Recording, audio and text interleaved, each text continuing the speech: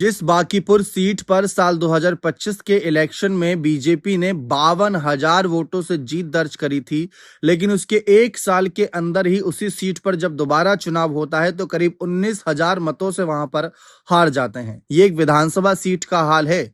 अगर आप 50,000 वोटों से जीतते थे तो आपको लेकर ये चर्चा होती थी कि कहीं आप लोकसभा चुनाव तो नहीं जीते, क्योंकि विधानसभा में इतना बड़ा बहुमत हासिल करना अपने आप में ही बहुत मुश्किल होता था।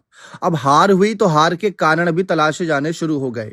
तलाश हो ही रही थी, इस बीच प्रशांत किशोर ने खुद कह दिया कि मेरी जीत का एक मुख्य कारण यह भी है कि सम्राट चौधरी मुख्यमंत्री बने। अब आप सोच रहे होंगे कि सम्राट चौधरी मुख्यमंत्री बने, मुख्यमंत्री तो बीजेपी का बना, इससे प्रशांत किशोर को क्या फायदा हुआ? तो फायदा कुछ यूं हुआ कि सम्राट चौधरी के आपराधिक छवि वाला मुद्दा खूब उठाया गया। नीतीश कुमार को कैसे कुर्सी से हटाया गया, भले ही वो खुद हटे हों, ये भी एक नैरेटिव सेट किया गया, जिसकी वजह से सीधा फायदा प्रशांत किशोर को मिलता नजर आया। अब सम्राट चौधरी को लेकर भी यहां पर साफ संदेश देने की प्रशांत ने कोशिश करी। उन्होंने कहा कि सम्राट चौधरी को मुख्यमंत्री बनाए जाने के फैसले पर सवाल उठाते हुए कहा कि यहां पर बीजेपी को सीएम बदलने की आवश्यकता है। उनका तर्क है कि बांकीपुर की जनता ने सिर्फ स्थानीय बीजेपी उम्मीदवार को नहीं, बल्कि सम्राट चौधरी के नेतृत्व और उनके चेहरे को भी नकारा है। अब सवाल यही उठता है कि क्या इन सब के बावजूद बीजेपी ने जो देखा, जो शुरुआत हुई है सम्राट चौधरी की, क्या उसके बावजूद आंखें मूंदी रहेगी या फिर सम्राट चौधरी से कुर्सी छीनेगी मुख्यमंत्री की और किसी और चेहरे को आगे लाएगी? क्योंकि सोचिए, बांकीपुर जैसा गढ़ जहां पर एक साल पहले आप 50,000 वोटों से जीते, और एक साल पहले क्या, पिछले 30 साल से यही रिजल्ट था, लेकिन अचानक से ये रिजल्ट आ गया जिसमें प्रशांत किशोर बाजी मार गए। सवाल तो उठेंगे। अब बांकीपुर के नतीजे सिर्फ एक उपचुनाव के नतीजे नहीं, पूरे बिहार के समीकरण सेट कर रहे हैं। ये बात बहुत से राजनीतिक विश्लेषक कह चुके हैं, लेकिन ये भी कहना भी जल्दबाजी होगी, क्योंकि एक विधानसभा उपचुनाव, चाहे वह बीजेपी की परंपरागत मजबूत सीट ही क्यों ना हो, अपने आप में मुख्यमंत्री बदलने का पर्याप्त आधार नहीं होता। हालांकि राजनीतिक रूप से यह नतीजा बीजेपी के लिए चेतावनी जरूर है, क्योंकि अगर आप देखें तो कई ऐसे मुद्दे भी हैं जो पहले बिहार के अंदर तक रहते थे जब नीतीश कुमार सीएम थे, लेकिन भरत तिवारी मामला हो या छात्रों के आंदोलन का मामला हो, वो दिल्ली तक पहुंच जाता है, जिसकी वजह से बीजेपी का मुख्यमंत्री बिहार में तो बना है, लेकिन मुश्किलें दिल्ली में भी बढ़ गई हैं। नीतीश कुमार अब खुद दिल्ली में है राज्यसभा सांसद के रूप में, तो काफी कुछ चुनौतियां हैं सम्राट चौधरी के सामने। अभी तो फिलहाल एक हार हुई है, कल को जेडीयू नेता में से भी कईयों की बगावत देखने को मिल सकती है। इसका संकेत अनंत सिंह ने दिया। भले ही वो बगावत करे ना करे बात की बात है, लेकिन उनका सीधा कहना था कि नीतीश कुमार जब तक सीएम थे तब तक नतीजे कुछ और थे, लेकिन सम्राट चौधरी सीएम बने तो नतीजे कुछ और हैं, और हो सकता है आगे भी यही रहे। कई और नेताओं ने इस पर सवाल उठाए, क्योंकि सारा खेल नेतृत्व का होता है। आपने सुना होगा कई बार कई लोगों के मुंह से कि मोदी जी हैं इसलिए कई सीटों पर बीजेपी के प्रत्याशी जीत रहे हैं, जिस दिन वो जाएंगे पता नहीं क्या होगा, यानी कि मोदी जी के नाम पर वोट मिलता है।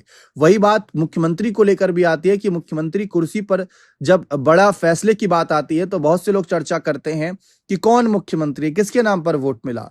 तो वो चर्चा यहाँ पर सम्राट चौधरी के नाम पर आकर फिलहाल तो रुकती नजर आ रही है। इसीलिए क्या सीएम कुर्सी पर कोई बदलाव करेगी? देखिए, आज नहीं तो क्या 2030 के विधानसभा चुनाव से पहले बदलाव करेगी, क्योंकि अगर ऐसा ही हाल रहा, ऐसे ही नतीजे रहे, क्योंकि अभी तो सिर्फ एक हार हुई है, अभी संगठन में उलटफेर हो सकते हैं, कईयों की नाराजगी सामने आ सकती है, कई कुछ बगावत पर उतर सकते हैं, क्योंकि अब प्रशांत किशोर जीते तो इसका मतलब ये नहीं कि प्रशांत किशोर सिर्फ जीते, बल्कि उनकी जनसुराज पार्टी का जनाधार बढ़ने का भी एक विकल्प खुल गया है।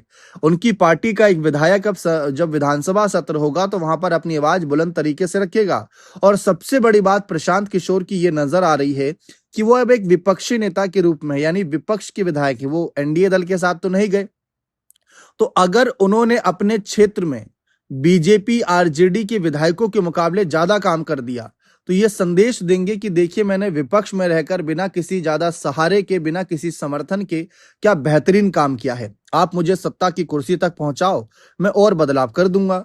तो वो भी एक बड़ा फैक्टर बन सकता है। दूसरी तरफ नीतीश कुमार की पार्टी का भी रुख काफी अहम रहेगा ऐसे मामले में। सम्राट चौधरी 2025 के नतीजों के बाद सीएम बने। जब नीतीश ने शपथ ली थी उसके बाद नीतीश ने अपनी सीएम कुर्सी उन्हें सौंपी थी, लेकिन अकेले दम की बात आएगी तो क्या सम्राट वो खेल कर पाएंगे? सबसे बड़ा सवाल यह है। और दूसरी तरफ क्या नीतीश की पार्टी आगे उन्हें अपना समर्थन यूं ही देती रहेगी? अब आप देखिए, नीतीश कुमार की पार्टी की भी अपनी इच्छाएं हैं। मुख्यमंत्री कुर्सी नीतीश ने छोड़ी है, लेकिन पार्टी ने उम्मीद नहीं छोड़ी कि उनका मुख्यमंत्री आगे बनेगा।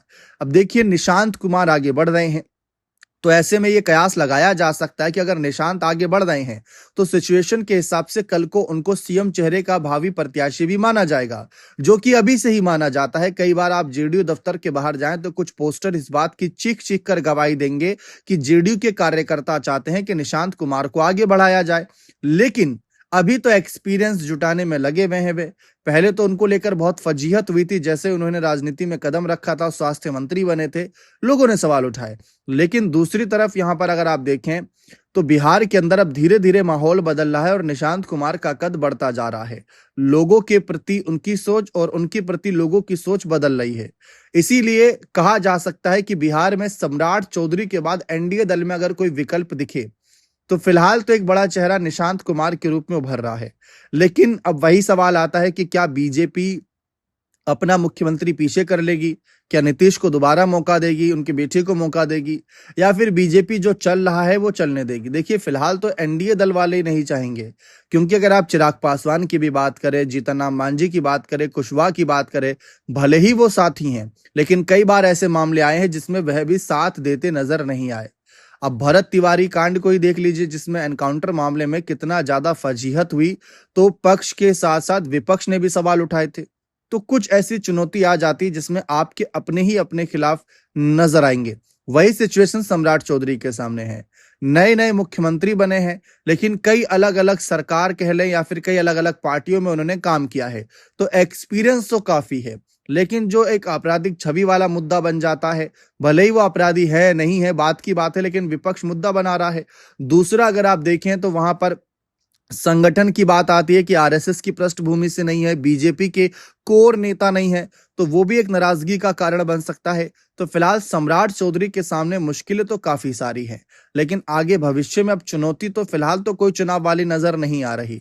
लेकिन अब आगे क्या होगा क्या नहीं होगा, क्या बीजेपी इसको ये कहकर टाल देगी कि प्रशांत किशोर थे मजबूत उम्मीदवार इसलिए बीजेपी हार गई, या सचमुच बीजेपी के अंदर खाने ये चर्चा चल रही होगी कि सम्राट चौधरी को नेतृत्व मिला, इस वजह से जो है बीजेपी यहां पर हारी? क्या लगता है आप लोगों को? क्या सम्राट चौधरी पर आज नहीं तो कल गाज गिरेगी? क्या उनकी मुख्यमंत्री कुर्सी खतरे में है? क्या मुख्यमंत्री बदला जाना चाहिए? अगर बदला जाना चाहिए तो किसको मौका दिया जाना चाहिए? ये बहुत बड़ा सवाल आज के समय बन जाता है, क्योंकि ऐसी सिचुएशन में जब बिहार के अंदर आप तो कहीं ना कहीं जातिगत समीकरण और तमाम मुद्दे भी बड़े असरदार होते हैं। आज की सिचुएशन में क्या वह सारी चीजें जमीनी स्तर पर खरी उतरती हैं? क्या यहां पर पूर्ण रूप से सम्राट चौधरी को आलाकमान का समर्थन मिलता रहेगा या कोई बड़े बदलाव का संदेश आएगा? आप अपनी राय इस मामले में कमेंट सेक्शन में अवश्य रखिएगा।